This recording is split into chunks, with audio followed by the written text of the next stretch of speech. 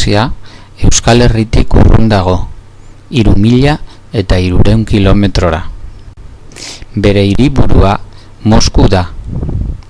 Moskutik Moskova ibaia pasatzen da. Oso famatua da Plaza Gorria. Hartza eta nekazaria.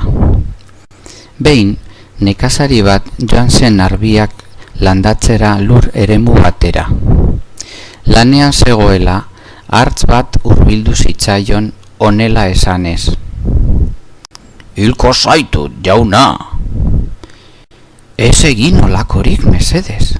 Elkarrekin erein ditzagun arbiak eta usta garaian bion artean bana dezakegu. Niretzat erroak eta zuretzat ostoak. Ados? Esaten duzun moduan izan dadila, baina ziria sartzen saiatzen bazara, ez etorri berriro basotik, ala, hilko zaitut. Hau esan da, basoan sartu eta desagertu zen. Arbiak handi eta lodia hasi ziren eta udazkenean nekazaria biltzera joan zenean, hara non basotik hartza atera zen berriro eta dio. Beno, nekazari jauna, niri dagokit zatia eman behar didazu. Ondo dago, goikaldea arrezazu eta nik bekaldea. Hartzak ostoak lepoan hartu eta nekazariak erroak hartu zituen eta gurdira bota zituen. Baina herrira eramaten zituenean hartza berriro agertu zitzaion. Nora zoaz, nekazaria?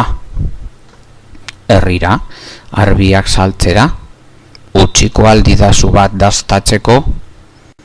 Hartzak arbi lodi bati aska egin eta hain goxo zegoenez esan zuen.